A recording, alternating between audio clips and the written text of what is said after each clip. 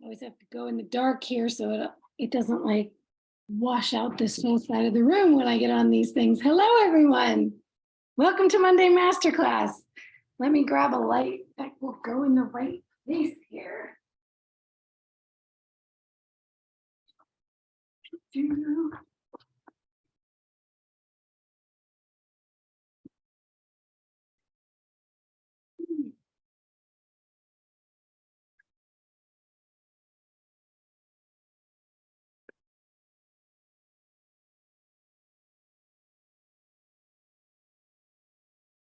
Woo.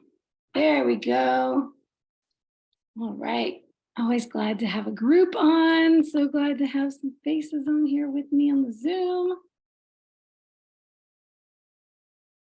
me pull up the chat. Cool. Chat is up. Some more in the waiting room. All righty. Oh, great. Wonderful. And we are live on Facebook. Woohoo. All right, let me go in the group and pull up those comments.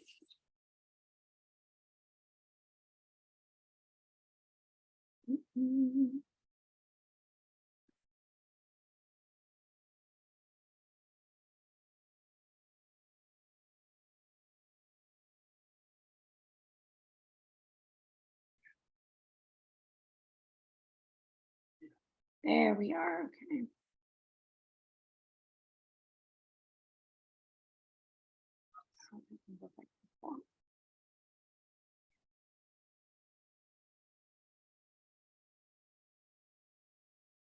All right, Helen's on. Yay. So thank you for commenting. Now I know that Facebook is running correctly. All right. My goal is to not make this too ranty, but you know, I get passionate. So it just may. We'll see. But I actually got it into some points that I want to be sure to share. Let's see if I had any comments on the post in the group today first. Make sure if there's anything I need to be sure to address today that I do. Okay, cool. I think we're good. Awesome. Yay, because you know, I said that I would get into the practical stuff, and I will, but the practical stuff when it comes to this topic really doesn't matter at all. You can have the perfect scenario around you. Everything can be going perfectly. You can have every tool and every resource at your disposal. You can have a whole outfitted home gym. You can have a totally clear schedule. You can have everything going in your favor, fully stocked fridge. And I've been there. I've been in a situation where I had nothing but time, nothing but resources. I had everything available to me to succeed. And I was deep, dark in the depths of an eating disorder. And I have been in places where everything was stacked up against me. Every situation made it more difficult for me to achieve my goal, and I did. So if you take nothing else, I always start with like the big thing I want you to take from this. None of that stuff matters. What matters is up here, in your mind, in your heart. So tonight we are talking about overcoming adversity on this journey, this lifelong journey of health and fitness. And, you know, how do you stay on course, stay on track when life hands you the hardest things you could ever imagine? Or just a small, seemingly small, but maybe not seemingly so small in the moment, thing that just throws you off your routine. Because I hear everything from, you know, binging after getting home from vacation to working extra hours and being stressed out and having fights with your significant other to losing someone really close to you. And if you've seen my post recently, you know that that's what is driving this message and this whole topic tonight. It has just put everything in perspective, in a deeper perspective for me lately, as I lost a friend in the worst way possible, that none of us ever want to lose anyone. And I know I'm not alone in that. I know others in our group have been there. People who are closer to you than this friend was to me. So, and I've had clients who lost a parent to a disease or to tragic events, lost children, lost friends, lost partners, lost parents. Some of them rise to the occasion and persist forward and get more results than they've ever had in their life and get to a better place because they use that to propel them. Others, years later, still haven't taken action and have allowed that to become the reason or their excuse to not take that action. And 100%, it's in the way that we choose to see it and we choose to use what's happening in our lives. Because shit is gonna keep happening, y'all. Shit is gonna keep hitting the fan and hitting you in the face. So if we're waiting for that perfect time, it ain't gonna come. And if you're not dealing with the things on the inside, then even if that perfect day came when everything is right and everything's stacking up in your favor, like I said, stuff inside is still gonna be there. And you still may not take action then. So, all right, enough of that. I said I was gonna get ranty tonight. Let's get into it.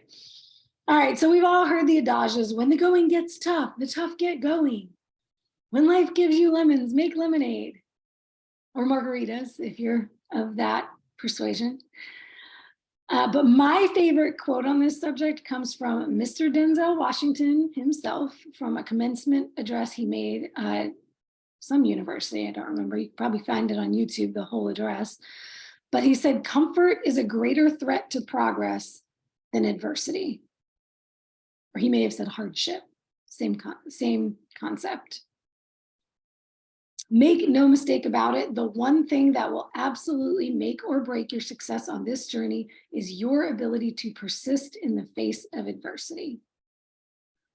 If you find that you get derailed every time life throws something unexpected your way, you will never reach your goals. So tonight we're going to talk about how to face any obstacle and continue to move forward.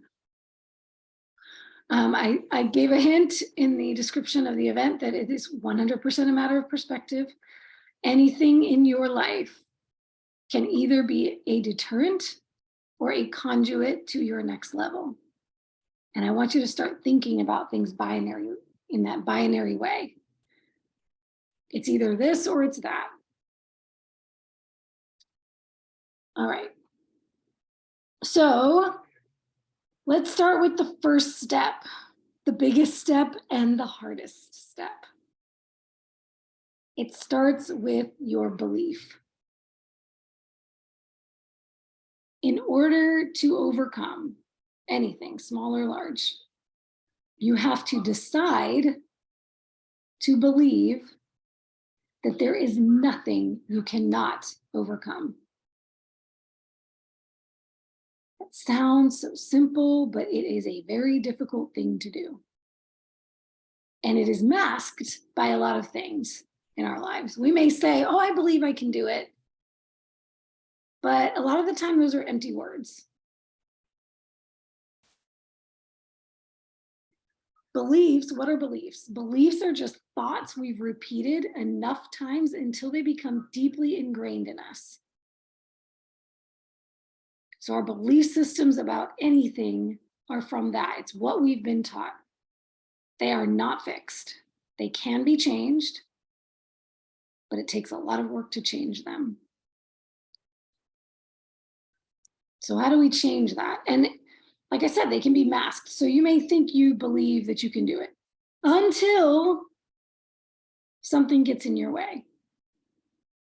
And if you're getting derailed by anything, you don't really believe that you can do this. So I would encourage you to go deeper, because there's something there to discover.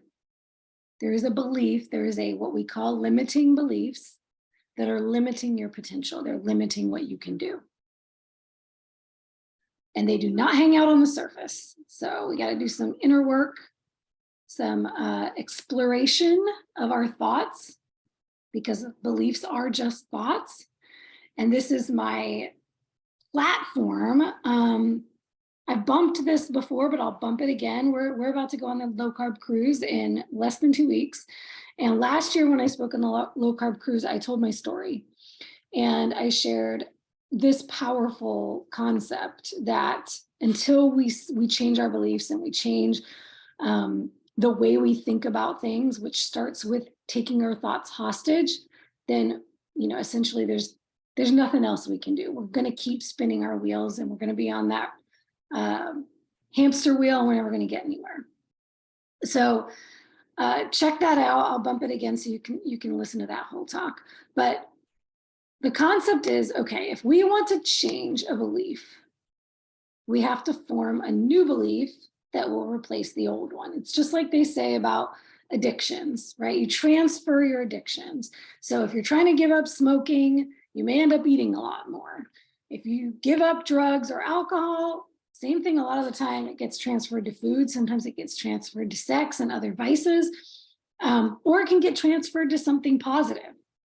Some of us who absolutely love the gym have seen that the gym could be the training and the working out can become a transference, a healthier transference of that addiction that once was to destructive things is now to healthy things. But we have to replace it. We have to replace that thought. And to be able to replace a belief, we first have to know what the belief is. So this is where it's going to take that getting to know the thoughts in your head that you don't even know are there. And once you discover what that thought is, you identify that and you can figure out, oh, this is the limiting belief I have. Well, now I have to create a new belief to put in its place. And usually the best way to start with that is to figure out what the opposite of that thought would be. If I have something that says, oh, every time I work late, I'm going to end up snacking at the office. That's just what I do. Then you can go deeper into that. We'll get into that a little bit. But once you figure out that belief and you can create that new belief and say, okay, well, now every time I have a thought that relates to this old belief, I have to catch it in its tracks, hold it hostage, as I like to say. Never let a thought that you think go by unchecked, and then flip it. You have to practice that again and again and again and again, because it will take you thinking the new thought more times than you've thought the old thought for you to replace that belief. So hello, 30s, 40s, 50s, 60s year olds. How long have you been thinking these thoughts? Probably longer than you have memory. So it's going to take a lot of repetition. This is part of that we talk about. I always talk about the grace and the grind. This is part of the grace, because you have to realize, and we'll get into the beating yourself up in a little bit, but there's nothing wrong with you for having these thoughts. My mother, great example. I just got off the phone with her, and she was, she worries. She worries so badly that she has catastrophic thinking about what might happen to her family. And, she's talked to me about this on many occasions, and she tells me what she says to herself. Oh, you're so stupid. Why do you think that way? You shouldn't think that way. You're gonna manifest that and make that happen. So you have to stop thinking that way. That's not a great way to change the belief and to change the thought. When you're just berating yourself, and we're going to talk about that in a bit. I'm going to talk about That's one of the biggest things that people do wrong when they're trying to change their thinking, because that doesn't work. Does it work with your kids when you're just like, you know, don't do that? That's not teaching. There's no lesson in that. And it'll probably make you feel worse and hide. So we have to think the new belief enough times, more than the old thought, to make it a new belief. So the first thing we have to do is get really clear on hearing the thoughts that are in our heads. It will feel foreign, it will feel uncomfortable, it will feel wrong to challenge those beliefs. You'll be like, that's not true though. I have all this evidence in my life that this other thing is true.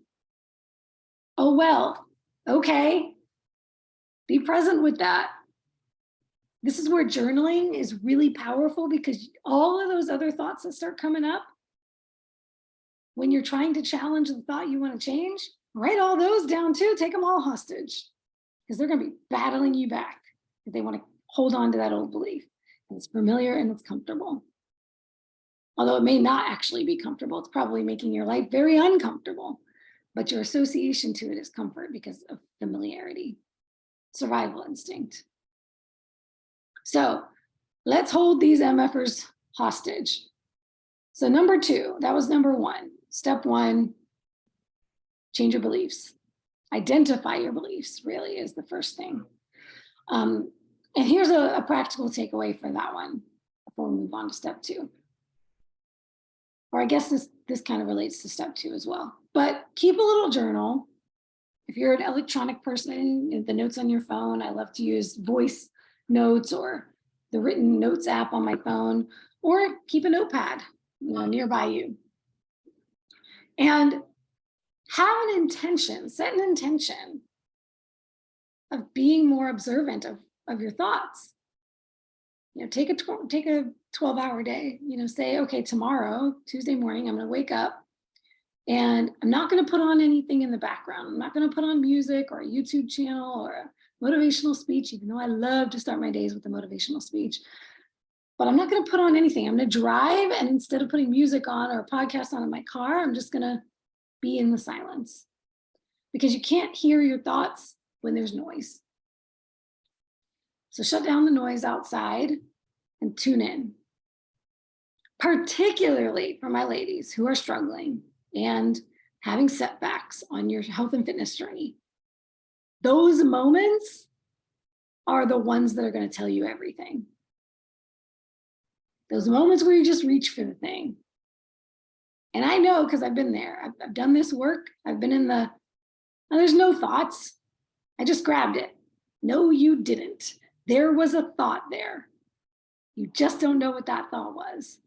So you can practice it in a more comfortable space. It's kind of like if you have to bring something up to your spouse that is difficult to bring up, you don't want to do it when they're huffing and puffing and they had a bad day. It's the wrong time to bring it up. So you wait until there's a moment where it's chill, and then you can bring it up in a less defensive space. So if this is really difficult to do in the moment right now, practice observing your thoughts on a regular day, just as you're going about your day. Practice it every day. Practice it consistently. A short meditation practice, or long, if you've practiced meditation and you can do it for longer, but a daily meditation practice is a great time to do this, especially if you're like running crazy, you've got a million things to do all day and there's never any silent moments. Then make some silent time. Nobody is in a position where you can't have 5 minutes. If you got to wake up 5 minutes earlier or 10 minutes earlier so you can have 5 minutes of silent time, make it happen. There's nothing more important in your life than this. So you sit for 5 minutes, you set a timer. I like to use the Breathe app on my Apple Watch because it sends a little pulse through my wrist. And so it reminds me to breathe. But that quiet time, you can run through yesterday and try to identify any of, or if you do it at the end of the day, you could do it for that day. just go through your day and try to identify thoughts from the day before or that day. If it's really difficult to do it in the moment right now, which it will be at the beginning, it's going to be really hard to do it in the moment. And then work your way up to being able to do it momentarily at different times in your day. Even when it is a peaceful moment and there's nothing stressing you out at the moment. You know, I was just walking around outside talking to my mom on the phone. Typically I would do that without talking, and I'd just be taking in my surroundings. And that's a great time to do it. What am I thinking right now? What's coming up for me? A lot of the time we just don't even allow ourselves the space to listen to what might be swimming around up there. All right, so there's step one. And that kind of lends itself into step two, which is change your self-talk. So first we're working on changing our beliefs. Step two is going to reinforce step one, because the self-talk is what we were just talking about. Those thoughts are usually in the form of self-talk. It's a dialogue that's happening up there that we were not present to until we make ourselves present to it. So this is the powerful piece right here. I can't tell you what your self-talk should be because it's different for each person. I can't tell you which statements will resonate best for you, but I can tell you that the answer is in your self-talk. So you better get busy figuring out what you need to hear to move yourself forward every day. Here's some examples. I could give two people the exact same pep talk and it will land for one and it won't for another. Just like on these master classes, right? Some of these master classes you might have listened to and it just wasn't for you. That message wasn't for you that day. There was nothing you took from it. Somebody else could watch the same masterclass and be like, oh my God, that just blew my mind. That was what I needed to hear. And then when I was working in a group setting with the boot camp, there were, I don't even remember how many coaches, but we had boot campers who would go from coach to coach and try different coaches and see, you know, who they might click with better. And all of us would essentially be saying the same things. But maybe one coach said it just slightly differently. Or maybe they just happened to be in a different place in their journey where they were ready to hear that. And it was said exactly the same way as another coach 2 years prior, and now it clicked. So here's a couple of examples. You could tell yourself, this is not hard. This was a big one that really stuck for me when I did my first Whole30. At that point in time, I had been bought into the whole real food thing, and I was doing paleo and saw a lot of success with it, but I still had an attachment to sweets. And so I got into a place where I was creating all these paleo sweets, and I wasn't comfortable in my body. I hadn't changed my body composition. I'd lost some weight, but I was now skinny fat. I went from being overweight to being underweight, and I didn't change the shape of my body. And so I was still working on healing my gut and doing a lot of the things for my health that needed to be done. So I'd heard of Whole30, and I always said to myself, self-talk, oh God, I could never do that. How many of you said that probably about low carb or keto before you went that route? Oh, I could never do that. I could never not eat bread. I could never not eat pasta. Everybody has that thing. Everyone always used to say to me, I would do what you do, but I love dairy too much. I couldn't give up my dairy, you know, or whatever it is. I would do what you do, but I couldn't do blah, blah, blah. Well, you can't. If you're saying you can't, then absolutely you can. But if you said and believed that you could, step one, all of a sudden, the way would open up for you. It's 100% what you choose to believe. This is why I said you have to decide what you're believing, because it is your choice. Okay, so you could say to yourself, what really hit me when I read about the Whole30, and I actually went to the website and I read the rules and like how you do it and all of that. They had a manifesto, I think it was, something like that at the time. That was like, this is not hard. Beating cancer is hard. And they gave you like a list of all the most difficult things you could face in life. Quitting smoking is hard. Da, da, da, da, da, da. This is not hard. And that hit me like a ton of bricks. I was like, oh, what is my excuse? Okay, stop my bitching, do what they say to do. I can do this. So example A, you could say, I'm going to tell myself, this isn't hard. I'm going to stop catastrophizing the situation. I'm not going to make it harder than it needs to be. And instead of lamenting about how difficult this is, I could say to myself, it only feels hard right now because it's new for me. The more I do it, the less hard it will feel. So it's not actually that hard. It's not hard for future me. I am laying the groundwork for future me. Today, Natalie might think it's hard, but every day that I keep persisting, I'm establishing a new pattern and a new habit, and future Natalie is just going to do this on autopilot. And I can confidently say that now because old Natalie, this was hard. Now, losing my friend this week did nothing but fuel my fire to be better and do more. Fueled this, it fueled my messaging. It just, everything took on a new life. And I wasn't thinking about my food. It wasn't even a thought in my head because that's just how I live my life now. The food in the fridge is the food in the fridge. It's the food I eat every day. It's there. There's no reason why I need to derail because of this tragedy. Why? Because old Natalie set up the habit. So think about future you. Think about how easy this will be once you've established the pattern. Now, that'll work for maybe half of you. The other half, you could say to yourself, this shit is hard. You know what? It is hard. And I'm not going to pretend it's not hard. But guess what? I'm doing it. And that makes me a badass. I love being a person that can do hard things. And those people, that self-talk is the celebration of your ability to overcome as an accomplishment and a character trait that you're proud of. And you can lean into the hard and say, yeah, damn, I had a hard day.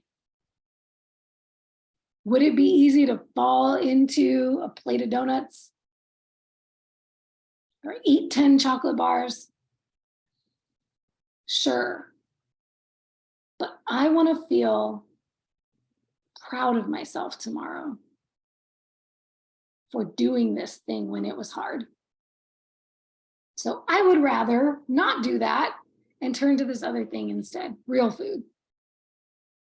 Or go to bed hungry because I ate all my macros today and that's just what I got to do to move forward. So those are very different examples of two ways of looking at something and speaking to yourself. They're equally as powerful. So starting to get to know yourself and identify what motivates you and is inspiring to you and what is the opposite of that. You know, what is it that if you said that to yourself, that wouldn't help, it would make you feel worse. Right? Start to get to know those things. Identify the thoughts that you're having, especially in those moments that you've derailed in the past. And like I said, do that in kind of a neutral time. So you could go back to like, okay, what is the last time I feel like I really screwed up?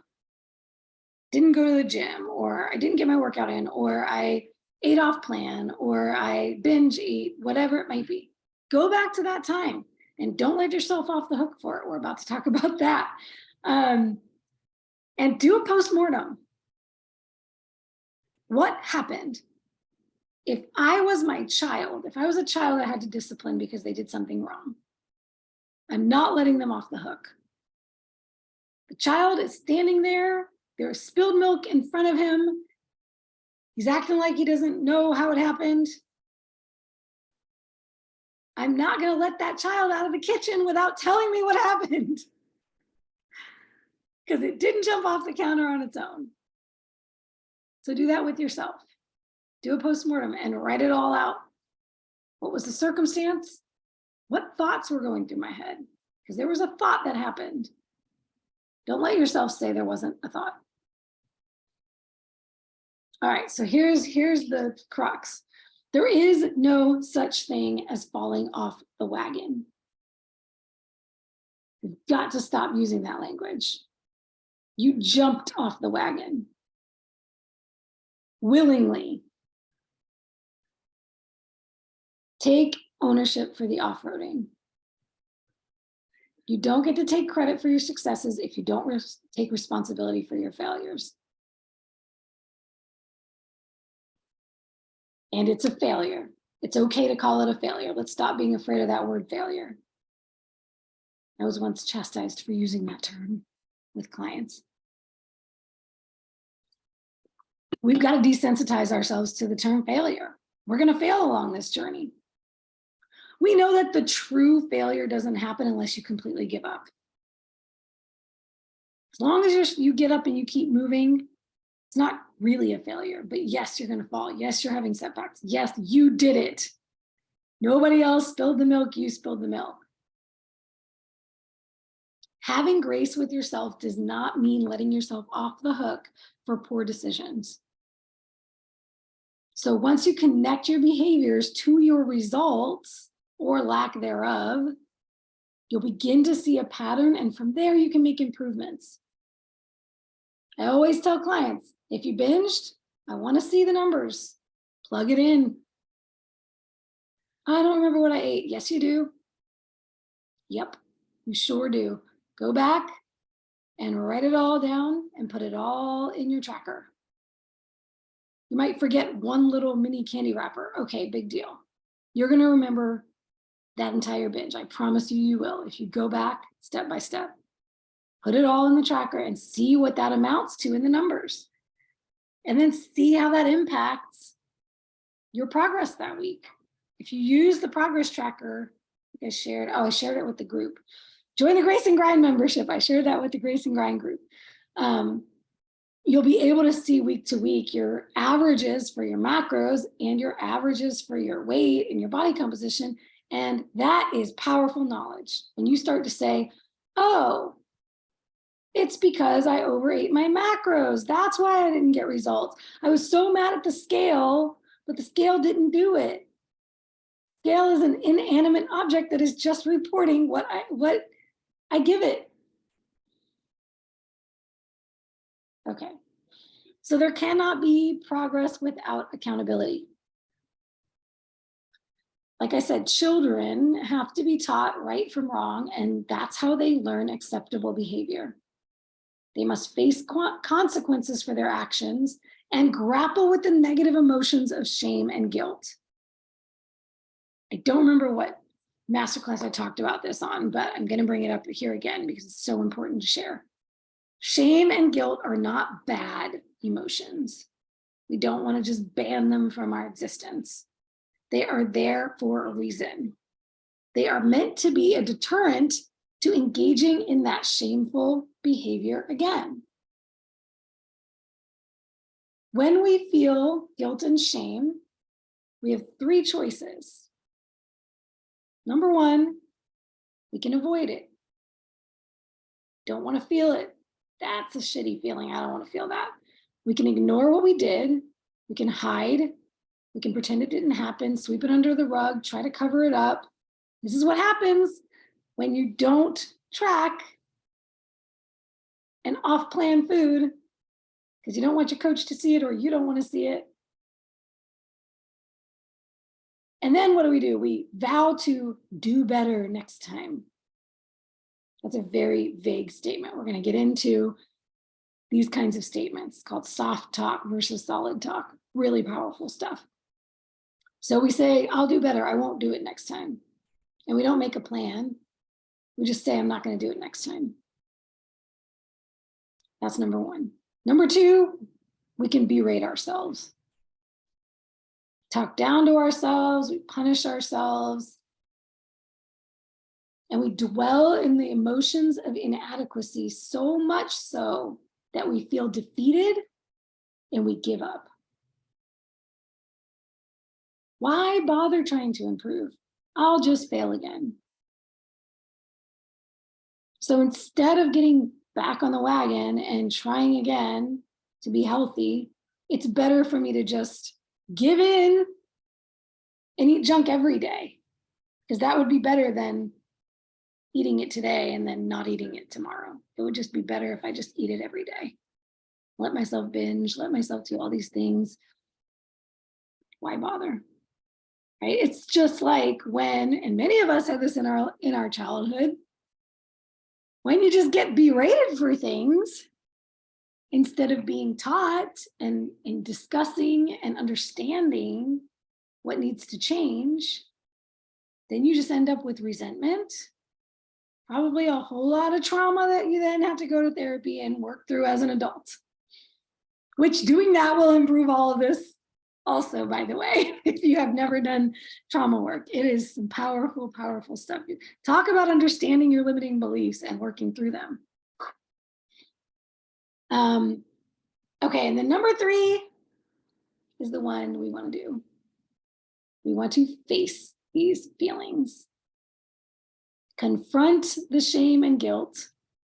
What I like to say, take the L, take the loss with humility, receive the lesson, and make a plan to behave differently when faced with a similar situation. This is where coaching is really cool, because you actually have to explain yourself to another person. So a lot of the time, the self-talk is a lot of that berating with no plan or the avoidance. And then you wonder why you're doing it again. Of course you are. You don't have to be accountable to anyone for it. You can do that with yourself. You can self-coach. And that's another resource I've shared, is my Level Up Journal, which gives you some prompts so you can check in with yourself just the same way my clients check in with me. I'll bump that one again in the group.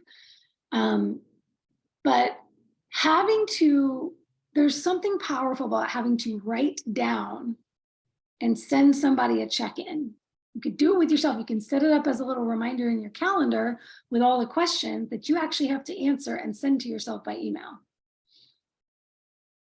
Because it's in the process of thinking through it and having to write it, answer these questions about how your week went, what got in your way, and what's your plan for next week. It makes you think about things in a way that you haven't thought about them before. And this is where I find a lot of soft talk.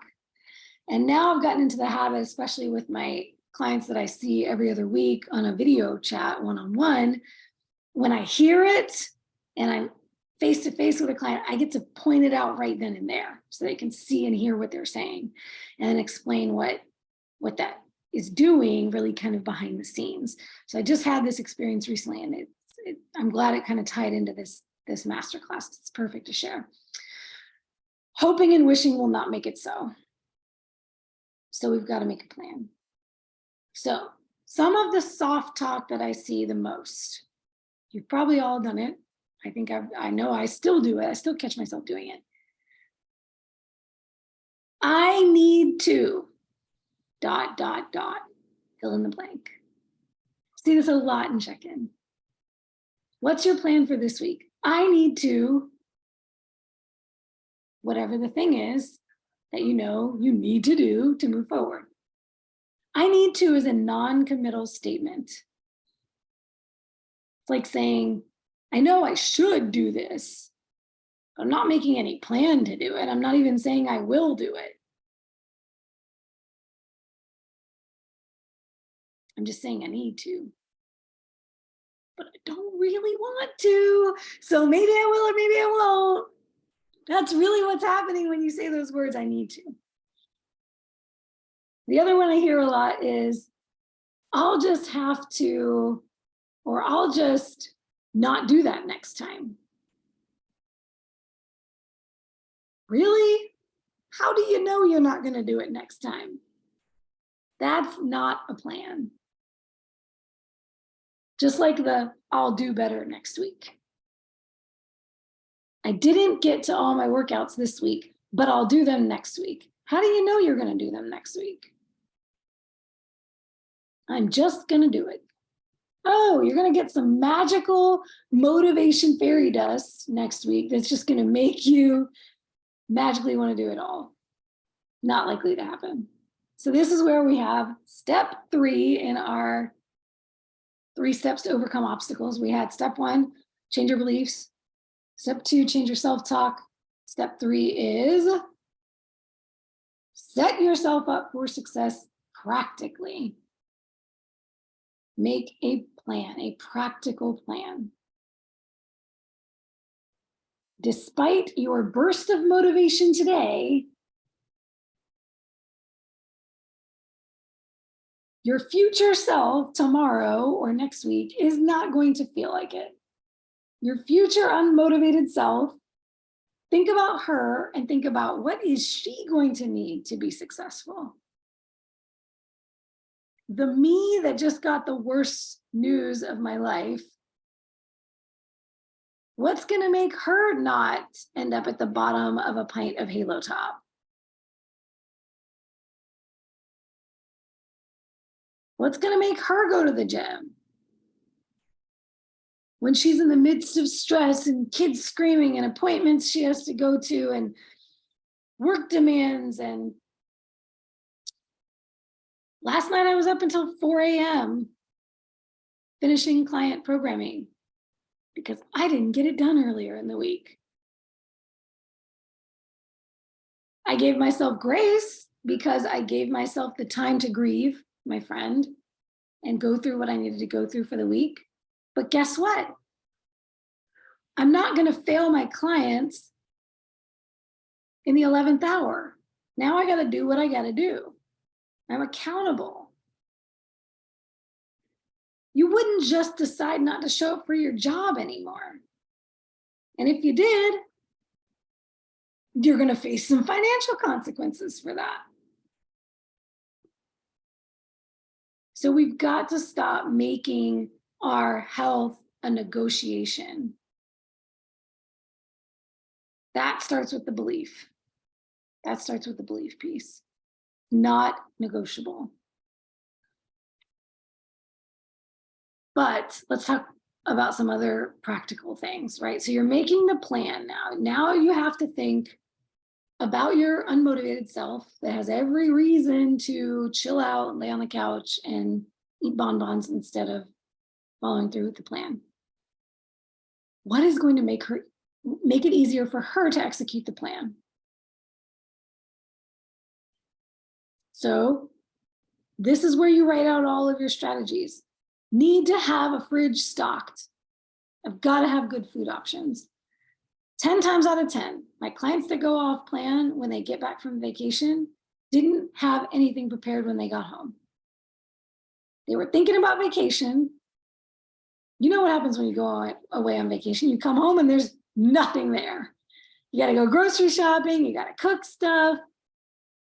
So if you're going out of town, think about what's going to happen when I get home.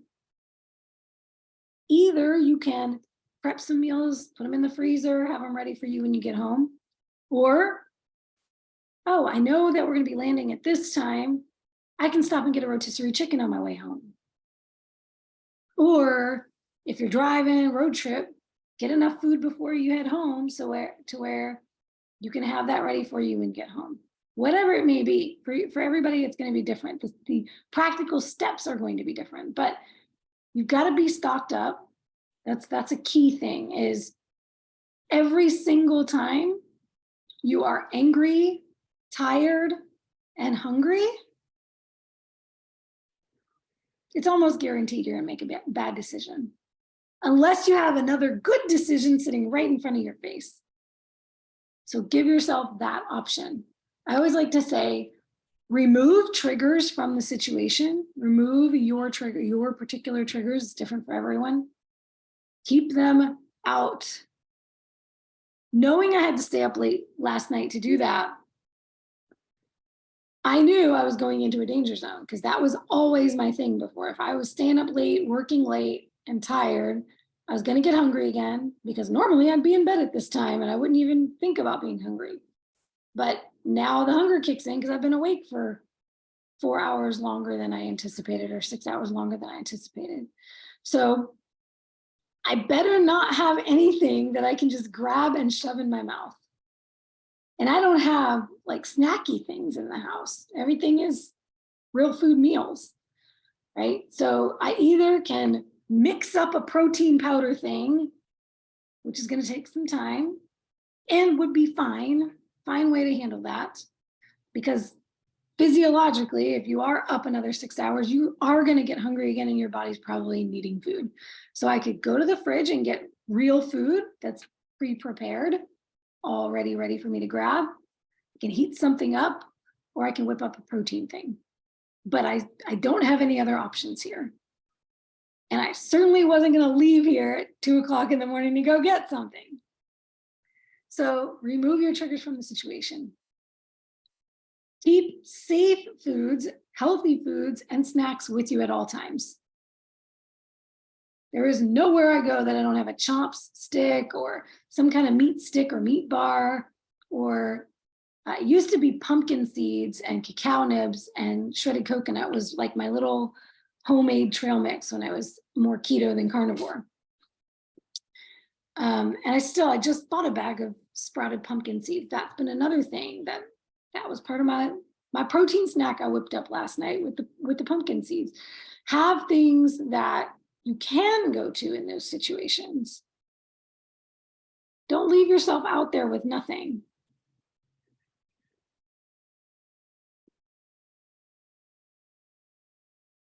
Other things you've probably heard is figure out, first of all, if you don't have your workouts on your personal calendar, and for my clients, if you have it only in the app and you haven't plugged it into your personal calendar, that app is farther removed.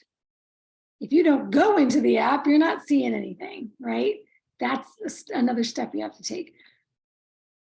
I look at my calendar every week, and I look at, because my weeks are a little different, but depending on when I have client calls, social media stuff, and other things that I have to do. And so I move around my workouts. I have kind of a standing training appointment on my calendar that I set recurring every day at the same time. And then every week on Sunday or Monday, I look at my week and I'm like, okay, where are my appointments? And then I move the workouts into a window of time where they will fit. So I already know, and I don't have to be wondering or worrying if I'm going to make it. I made the plan. Wednesday is packed. Okay, that's going to be rest day. Monday and Tuesday are lighter, but Monday I'm going to have to go in the morning, and Tuesday I'm going to have to go in the evening. Whatever it might be. Plug them in, move them around. Have to have a plan of when you're going to go, where are you going, all of those strategies. Some of you have like some set up at home, and then you go to the gym other days, so you're working through those logistics. And then what am I wearing to the gym? I kind of have little uniforms. I have like my uniforms for I know what I'm going to wear on my leg days, because I have flat-soled shoes that I wear for squats and deadlifts.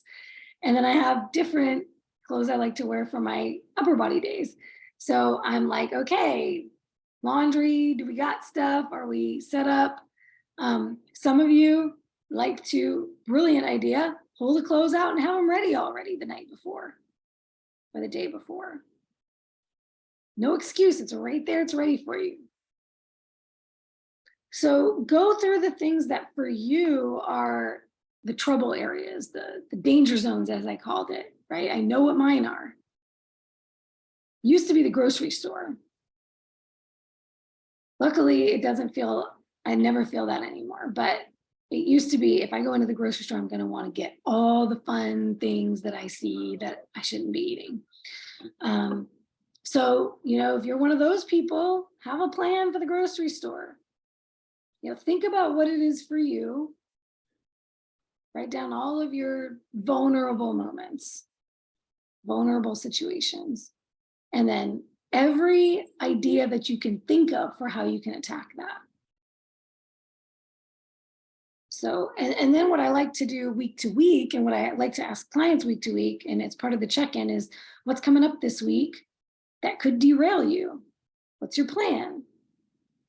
Right? So we always kind of have this like positive expectation of the future, like it's going to be so much easier in the future.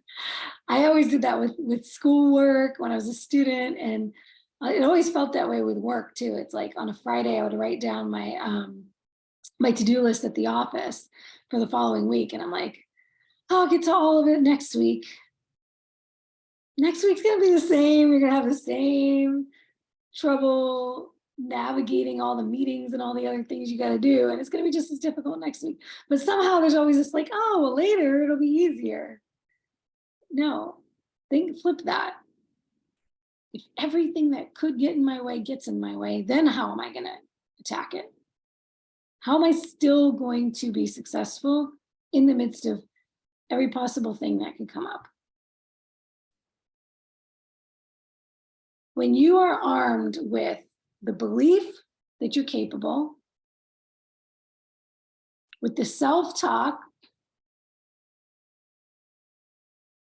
of how to talk yourself off the ledge in those moments, you know what's going to come up, you know those thoughts are going to try to derail you, and you're already primed with a rebuttal.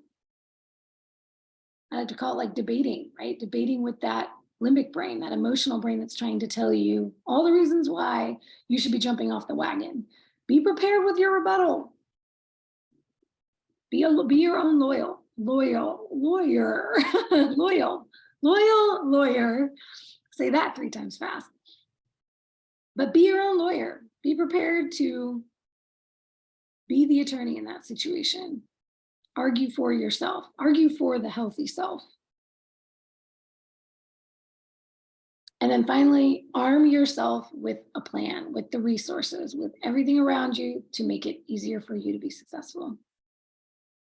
And then I promise you, it doesn't matter what the world throws at you. You're ready for it mentally, you're ready for it physically, you're ready to throw down.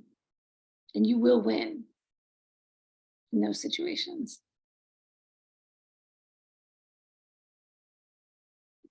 I hope this has been helpful. The universe makes no mistakes, and it's just been sending me so many messages this last week, and they're coming so fast, and I just want to get them all out in the world. I can tell you one thing for sure. I had been procrastinating on some things I really wanted to get out there, including my first book. And this has lit a fire under my ass like nothing before. So there's something I shared on my Instagram stories the other day, and those are only up for 24 hours. So I went to the gym that day, and I know I had Ramon's spirit with me because I went so hard. I went harder than I had in a really long time. The best leg day ever. And I posted in my stories that if you need motivation to do it today, do it for all the people who will never have that opportunity again. This is what he loved to do. I will do it harder every day because I'm doing it for both of us now. And I will win that crown. I will win my title, and I'll be winning it for both of us. Because he was going for his.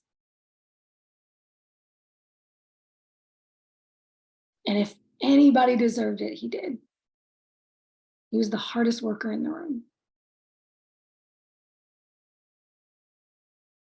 So think about those who you've lost. We've all lost somebody in this world to something. Think about them next time you don't feel like it.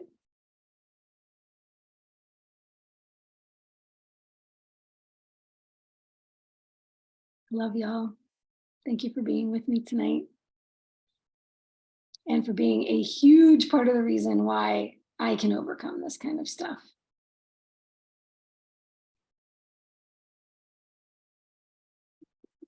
All right, ladies, I will see you in the group. And holler at me if you need me. And for those in the Grace and Grand membership, I'll see you on our call this week, where I'm sure we'll talk a lot more about this stuff. Good night. Good job, Nat. Thank you, love.